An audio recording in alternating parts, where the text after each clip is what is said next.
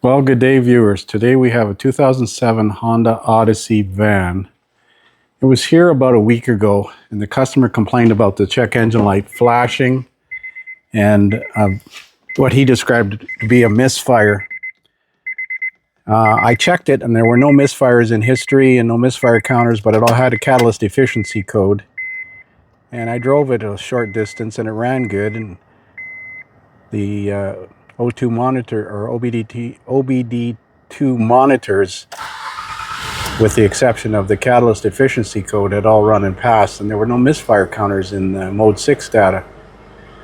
But I gave it back to him, and he drove it, and it's acted up again. Now it's currently not misfiring, but we're going to scan it and see if there's any codes in it and look at misfire history. So I loaded the vehicle record. Like I said, when I looked at it about a week ago, there was no misfires in history. Let's see if it gives me any misfire codes. Permanent codes. P0420. Let's see if there's temporary codes. No temporary codes. Now, if the catalyst is restricted, it might misfire, but it wouldn't go away. Let's look at data. Let's see if it lists misfire data.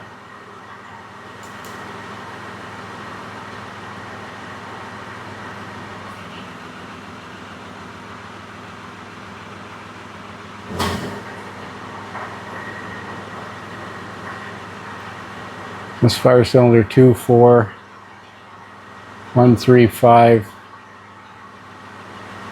It shows misfire on number 6.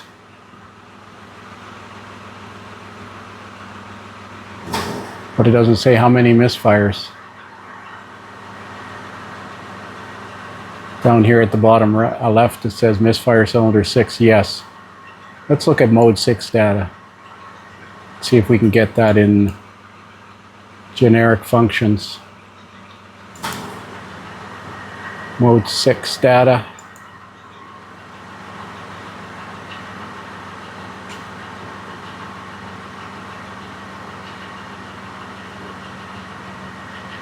Come on, you can do it. Cylinder number 6 misfire. Over the last 10 drive cycles, it should be.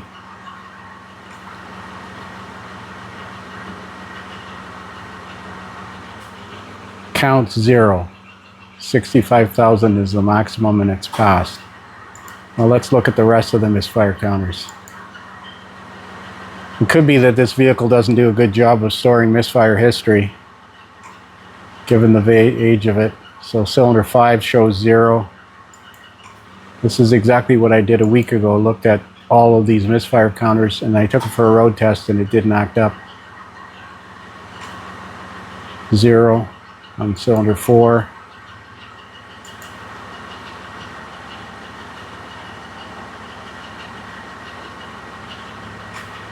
Zero on cylinder 3.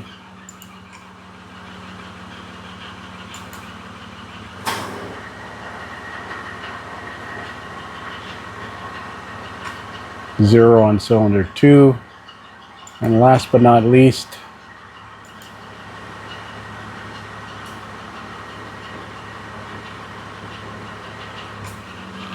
zero on cylinder 1. So we're going to go back into the data list and monitor misfire data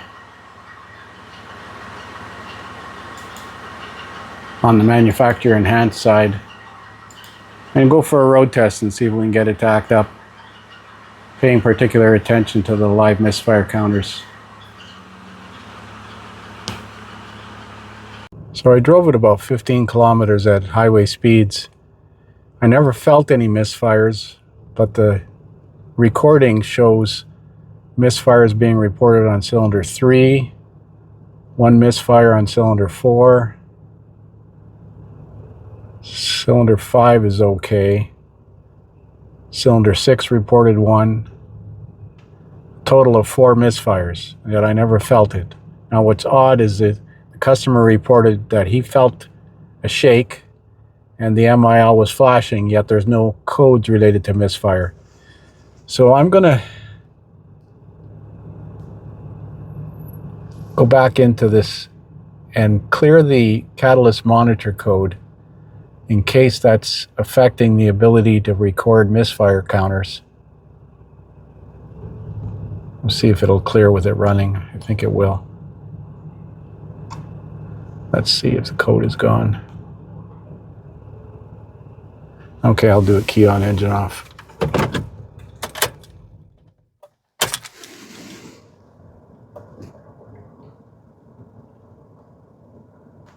Sitting on the side of the road here, because it'll take a drive cycle to set that catalyst efficiency code. So we got no codes. We're going to go back into misfire counters. Data.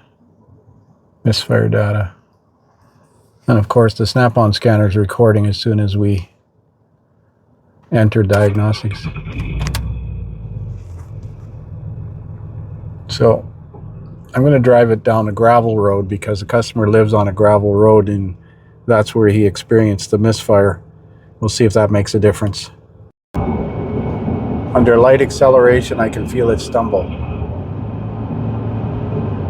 But there's no check engine light, no flashing light. There it goes again.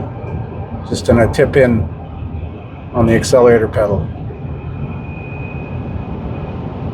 So we'll come back and analyze this recording, and then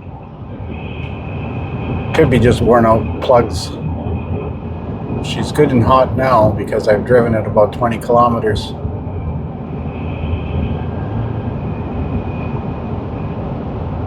Slow down again. Didn't feel it on the gravel road. Of course, it's hard to feel anything on a gravel road.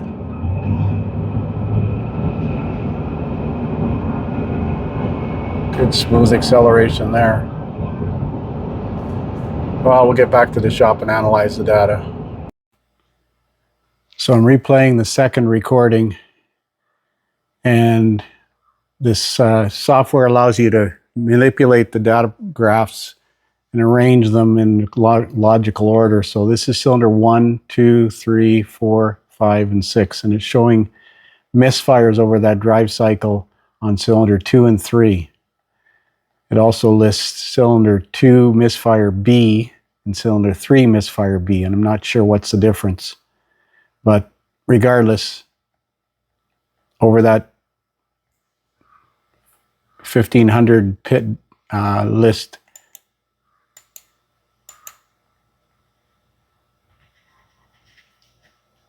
see, I can replay this in real time or I can fast forward it.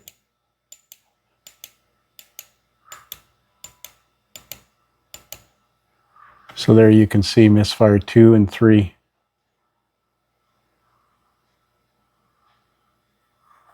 It's funny that the second misfire counter counted 2 and 9.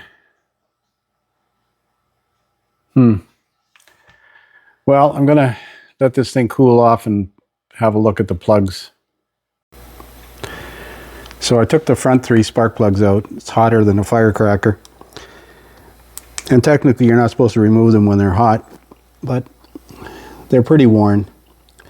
They're platinum plugs in here, but they're pretty worn. So we're going to put a set of spark plugs in this thing in the morning. We've got a set coming out and an air filter because the air filter is kind of dirty as well. So just do a basic tune-up and see what happens. Then we'll go from there. So we're putting the spark plugs in this morning. I like to put some copper never-sees on the threads of the spark plugs. That's just my personal opinion. I do that with any spark plug going into an aluminum cylinder head. The torque is 16 foot-pounds. Turn them in by hand first off because they're long spark plugs. And then snug them down with a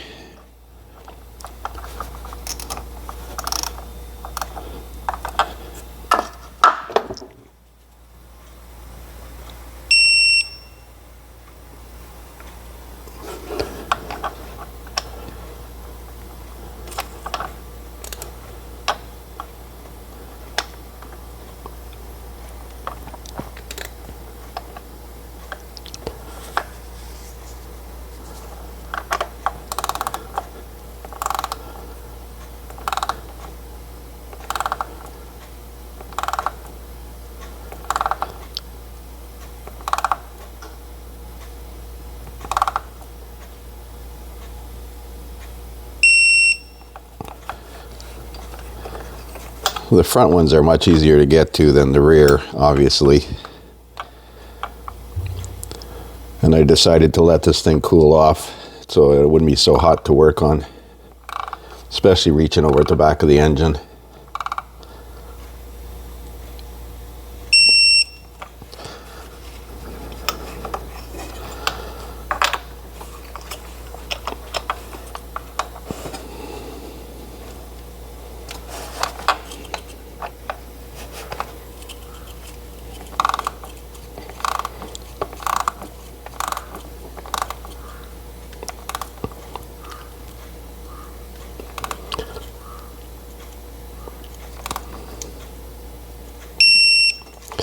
You also want to inspect each spark plug when you take it out for signs of carbon tracking on the insulator.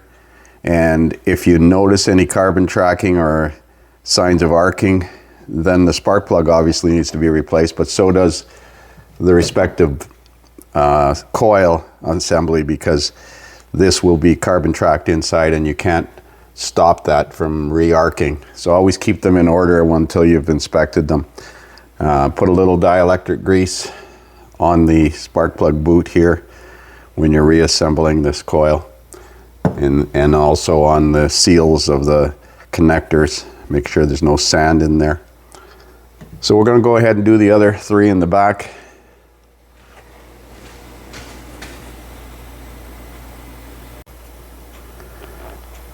So a little bit of dielectric grease on the inside of the boot, and a little bit on the seal area of the connector. These barely come out of here with the rad support, but at least they didn't have to take the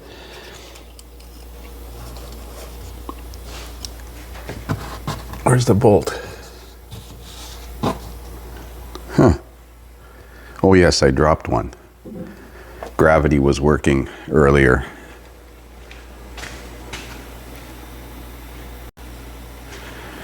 So this magnetic pickup tool is also great for grabbing stuff with that isn't magnetic, but it also has a built-in light. So you can see that I dropped the bolt down here and it fell. Of course, it didn't make it to the floor.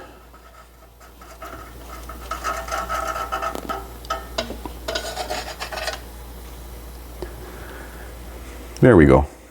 Make sure you turn the light off.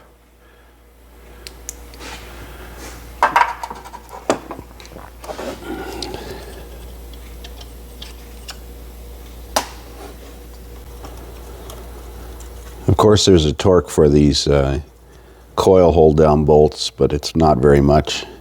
It's not that critical. I'm just going to tighten them with a short handled 3/8 ratchet. They're 7 mil hex.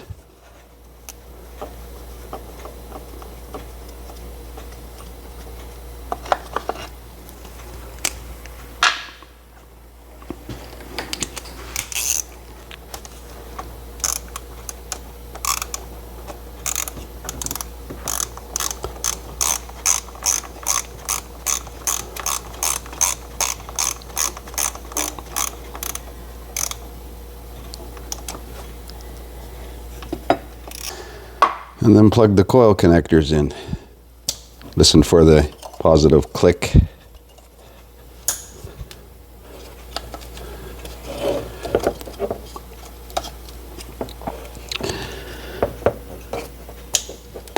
Now for the rear ones. Oh yeah, they're not so bad. Now that it's cooled off anyways. So there's it back together and running again. I noted that the torque on the spark plugs for an 07 is 20 foot-pounds, and for 08 to 10 it's 16 foot-pounds, yet it's the same engine series, so don't know why they have a different torque for model year to 07. So I went over those and tweaked them to 20 foot-pounds. Yeah, we're graphing live misfires. We're going to go for a road test and see how it runs. So I'm driving down a gravel road, and occasionally potholes in the road will generate the odd misfire because it changes the crankshaft velocity through the drivetrain. Running good, but it's still, I've only driven it about 8 kilometers. I'm going to drive it a little further. So after a 20-kilometer road test, counted 1 misfire on cylinder 3, 1 on cylinder 4, and 1 on cylinder 6. Just 1. Sometimes that's generated by rough roads. I feel that it's improved. I'm not 100% convinced that it's fixed, but I'm going to give it back to the customer with the understanding that there could still be an underlying issue. It's really strange that this thing was flashing the MIL yet had no misfire codes in history. That is really strange. It could have a fuel trim problem on one bank, but at this point we're chasing a ghost, so we're going to call this one fixed for now, and I'll post a follow-up in the comments if something changes. Just thought I'd check to see if there was a crank pattern learn and crank pattern clear. I know on GM sometimes you got to do this crank pattern relearn.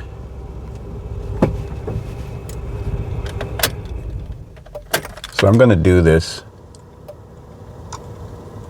Automatic transmission.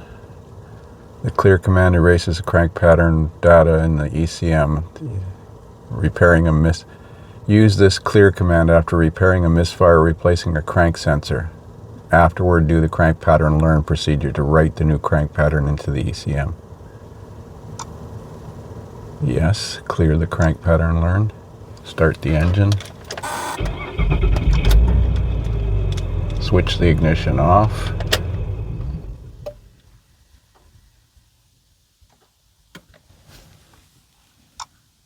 Switch the ignition on. Wait 30 seconds.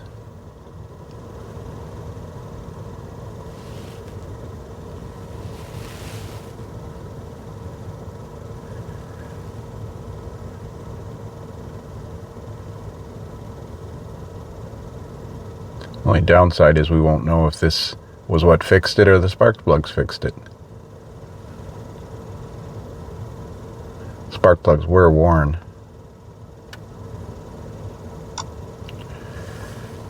Refer to the service manual, do crank pattern learn. Okay, crank pattern learning. This function performs crank pattern learn with the vehicle parked. If the function is not available to the vehicle being serviced, perform the crank pattern learn procedure in the service manual. Test condition, vehicle speed 0, shift park, coolant temperature above 167, automatic transmission fluid above 113. Continue. Automatic. Snap the throttle. I guess it's got to be running.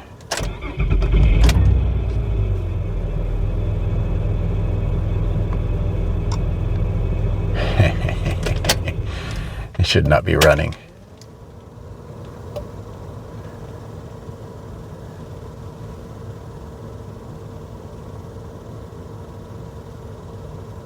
Turn the ignition switch off. Okay, I turned it off. Turn the ignition switch on. Start the engine. Depress the accelerator and the engine goes into fuel cutoff.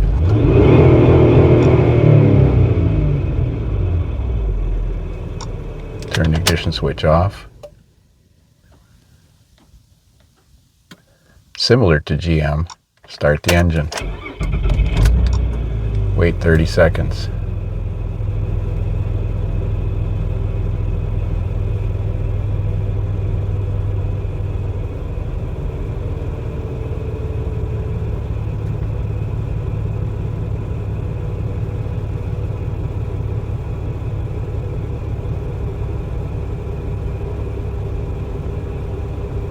"30 seconds seems like a long time when you're watching it."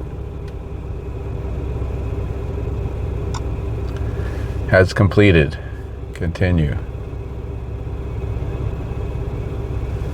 Let's see if we got any pending codes. No. I'm sure that P0420 code is going to come back because the catalyst is compromised, likely due to repeated exposure to misfires. But like I said, I'll post a follow-up if there's any change in this, if the vehicle comes back or if the customer reports that it's okay. Thanks for watching.